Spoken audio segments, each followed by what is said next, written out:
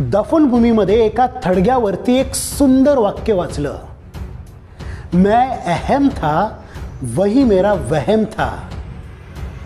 फक्त 20 ते 25 दिवस तुम्ही एकांतवासामध्ये जा, लोक तुमचं नाव सुद्धा विसरतील.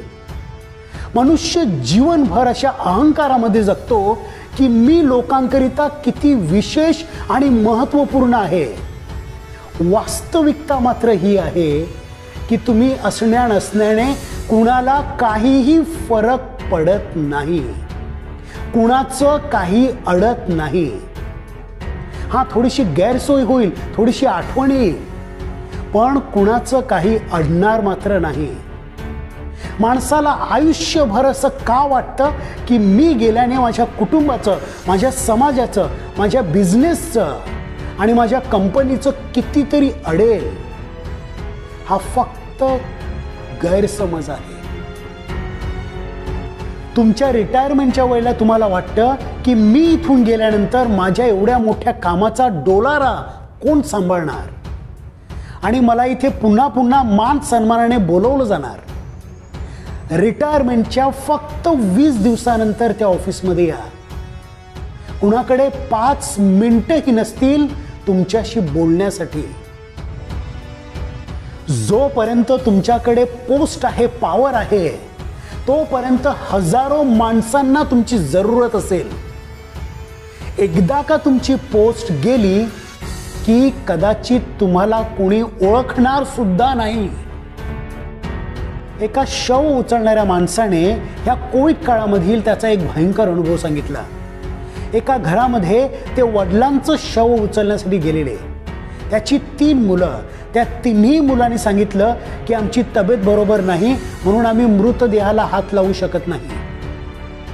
घरातील सगळ्यांनी मृतदेह उचलण्यासाठी नकार दिला. तेव्हा त्यांनीच कसाबसा मृतदेह उचलला, तो पॅक केला आणि ॲम्ब्युलन्समध्ये ठेवला. तेवढ्यात एक मुलगा समोर आला आणि त्याने सांगितलं की मला वडिलांचं अंतिम दर्शन घ्यायचं आहे. तो मुलगा समोर आला.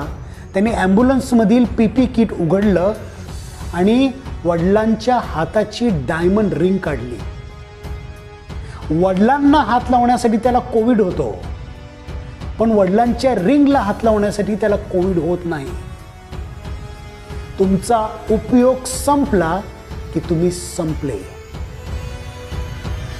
भा. तांबे यांच्या ओळी आठवतात. जन पळभर म्हणतील हाय हाय, मी जाता राहील कार्य काय. सगळे सोयरे डोळे पुसतील, पुन्हा आपुल्या कामी लागतील. उठतील बसतील हसून खिदळतील, मी जाता त्यांचे काय जाय. रामकृष्ण ही आले गेले, तया विना हे जग न अडले.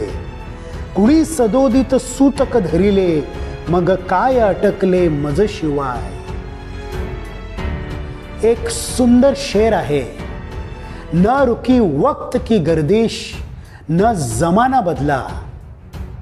पेड़ सूखा तो परिंदों ने भी ठिकाना बदला.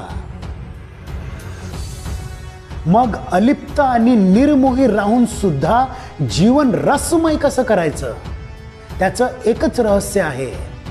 स्वधर्म कर्म अगदी निरपेक्षपणे आणि निस्वार्थीपणे करत राहायचं. हेच जीवनाचं अंतिम सत्य आहे. म्हणूनच मैं अहम था वही मेरा वहम था. इस जिंदगी में मुझे समझ में आया हे ईश्वर, ये तेरा ही रहम था.